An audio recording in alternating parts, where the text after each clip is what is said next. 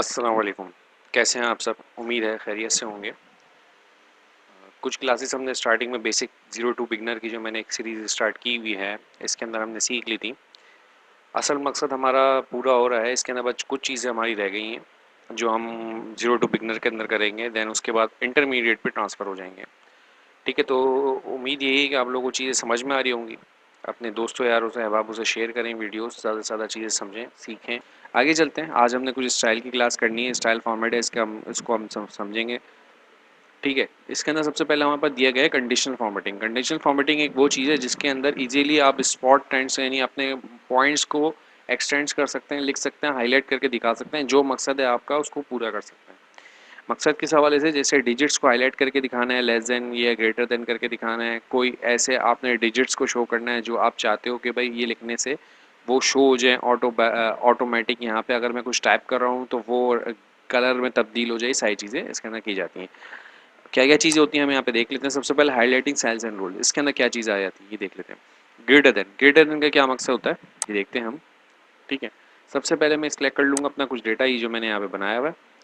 इसके बाद मैं आता हूँ, जो भी आपने काम करना है वो सिलेक्शन करके करना है। अगर आपने इतने जितने हिस्से पे इसको अप्लाई करना है उतना हिस्सा यहाँ पे सिलेक्ट करना है। ठीक है जी, तो हम आते हैं कंडीशनल फॉर्मेटिंग के ऊपर। सबसे पहले ग्रेटर देन के अंदर यहाँ मैं कोई भी डिजिट टाइप करूँगा। लाइक यहाँ पे अभी कोई लिखा हुआ है 48.5, अगर मैं यहाँ पे लिख देता हूँ 60, तो 60 से अबव जितने भी यहाँ पे डिजिट हैं वो हाईलाइट हो जाएंगे। और ये जो विद करके आगे आपके पास कुछ और भी नज़र आ रहा होगा लिखा हुआ, light red fill with dark red colour red text. इसका मकसद ये है कि सेल के अंदर जो कलर है वो रेड फिल, और जो टेक्स्ट लिखा हुआ है वो भी रेड से फिल हो जाए यहाँ पे। तो इसको हम चेंज भी कर सकते हैं कुछ इस तरीके से, यहाँ पे बॉर्डर्स वगैरह में चेंज कर सकते हैं, या फिर और कलर हम किस तरह से चेंज कर सकते हैं, और आगे कस्टम में अपना फॉर्मेट किस तरीके से बना सकते हैं वो भी मैं आपको आगे चल के बताऊंगा। अभी फिलहाल कुछ इस तरीके से हम देख लेते हैं। यहाँ पे मैंने कोई भी वर्ड टाइप करा, डिजिट टाइप करा है, जैसे 60 टाइप करते हो, 60 से अब जितने भी इस डेटा के अंदर टाइप होंगे, ये यूज डेटा के लिए ये कंडीशनल फॉर्मेटिंग यूज़ होती है। आप स्मॉल डेटा के लिए भी इसको अप्लाई कर सकते हैं, जैसा कि आपको नीड हो उस हिसाब से।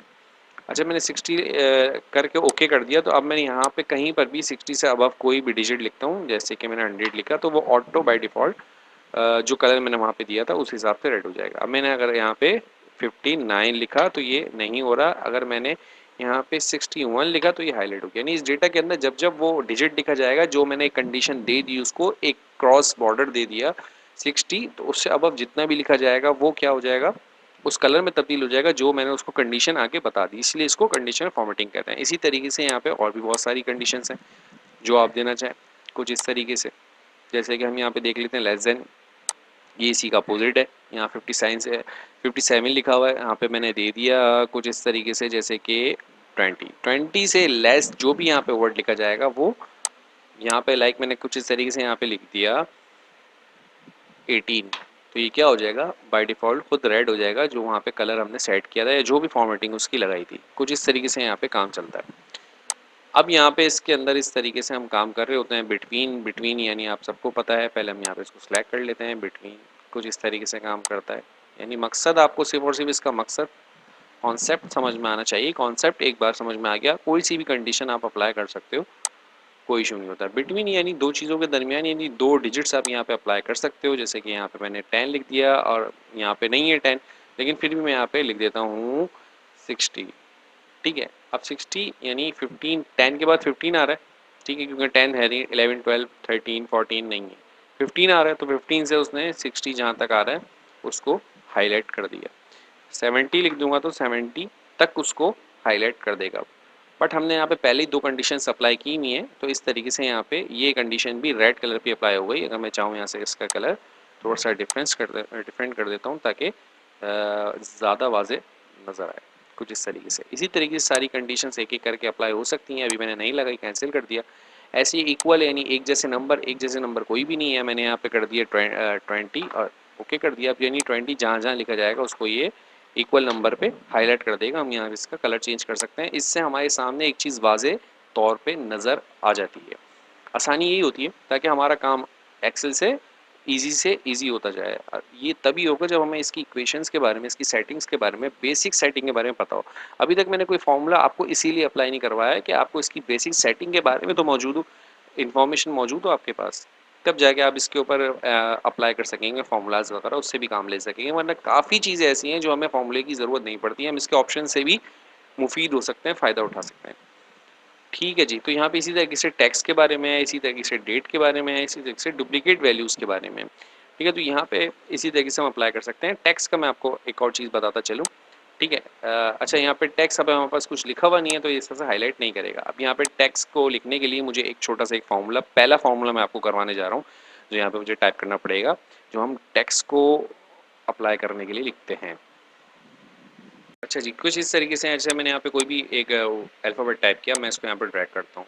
तो ये देख सकते हैं आप कि ये यहाँ पे ड्रैग नहीं हुआ, जैसे ए के बाद बी, सी इस तरह से नहीं आएगा। तो यहाँ पे हमें इसको इस तरीके से करने के लिए एक फार्मूला यूज़ करना पड़ता है, जो बेसिकली इसके लिए तो नहीं है, लेकिन एक रेफरेंस के तौर पर हम यूज़ करते हैं। उसका उसकी जो एक लेंथ है, सारी चीज़ें वो मैं आगे जाके जब आप फार्मूलाज करोगे तो समझ में आएंगे। अभी बेसिकली सिर्फ उसको एक कॉन्सेप्ट आप ध्यान में रखो कि हम अल्फ़ाबेट को ड्रैग करने के लिए, नीचे फॉरवर्ड करने के लिए इस फार्मूले का यूज़ करते हैं। इक्वल टू, कोई भी फार्मूला हम पुट करने से पहले लाजमी होता है कि आपने इक्वल टू प्रेस करना है, लाजमी अप्लाई करना है।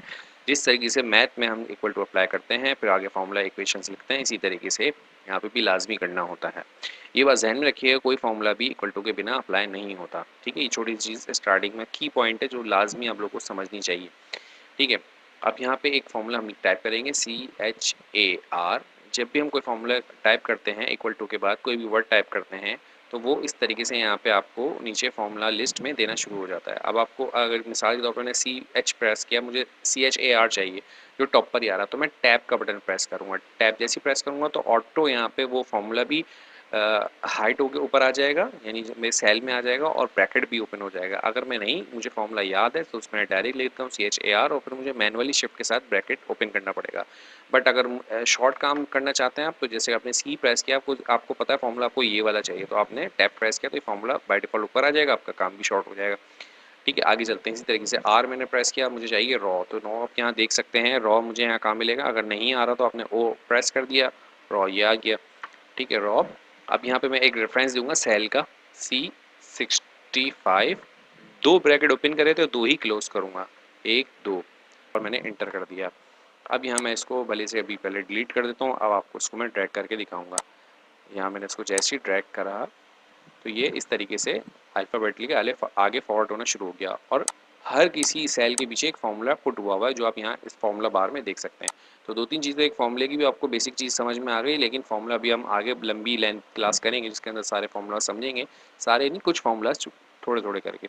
अब आ जाता है कंडीशन फॉर्मेटिंग के अंदर। यहाँ पे एक है टैक्स, टैक्स दैट कंटेन्स। तो इसको करने के लिए हमने ये फार्मूला पुट किया है कि अगर हम यहाँ पर आते हैं और मिसाल के तौर पे कोई अटेंडेंस शीट हम बना रहे हैं और इसके अंदर हमने हाईलाइट करना है ए फॉर एब्सेंट, तो हमने यहाँ पे ए दे दिया। ठीक है, ए से ये रेड फिल हो गया, इसको कोई बात नहीं, हम इसको इसी को ओके कर देते हैं, बाद में कलर चेंज कर लेंगे। देन अगेन हमने इसको दोबारा सेलेक्ट किया कंप्लीट, और दोबारा आ गया हाइटन हाईलाइट सेल्स रूल्स पे। उसके बाद टैक्स पे आ गए, टैक्स पे आने के बाद अपने यहाँ पे मिसाल के तौर पे एल से लीव होता है, तो लीव को हमने हाईलाइट करा, उसका कलर यहाँ से चेंज कर दिया ताकि थोड़ा सा कलर चेंज रहे। ठीक हो गया जी, सेलेक्ट रहने दिया, दोबारा आ गया टैक्स पे, और यहाँ पे तीसरा एक और होता है प्रेजेंट के लिए पी, यहाँ प्रेस किया और यहाँ पे इसका कलर चेंज कर दिया। ठीक है, कुछ इस तरीके से हम दे देते हैं इसको येलो।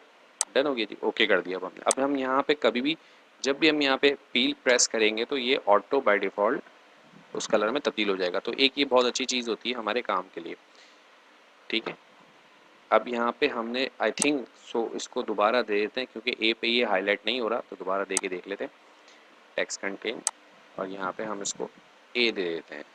जैसे कि आप देख सकते हैं, शायद वो पहले ही पे ही लग गया था, इस वजह से वो हाईलाइट नहीं कर रहा था। दोबारा हमने दिया तो हाईलाइट होना शुरू हो गया। एल लीव के लिए। ठीक है, कुछ इस तरीके से हम यहाँ पे अप्लाई कर सकते हैं। स्मॉल में लिखें, कैपिटल में लिखें, वो हाईलाइट करेगा। डन हो गया जी, तो ये हमारी कंडीशन फॉर्मेटिंग की पहली जो हेडिंग थी वो कंप्लीट हो गई। थोड़ा डीप बताया, इस वजह से थोड़ा सा टाइम लग गया। तो इसको यहीं पे क्लोज करते हैं। इंशाल्लाह नेक्स्ट क्लास में इसको कंप्लीट समझेंगे, और फॉर्मेट एंड सेल को भी आगे समझेंगे कि क्या चीज़ें हैं। मेरी वीडियो को शेयर करना ना भूलिएगा, सब्सक्राइब करिएगा चैनल। अल्लाह हाफ़िज़।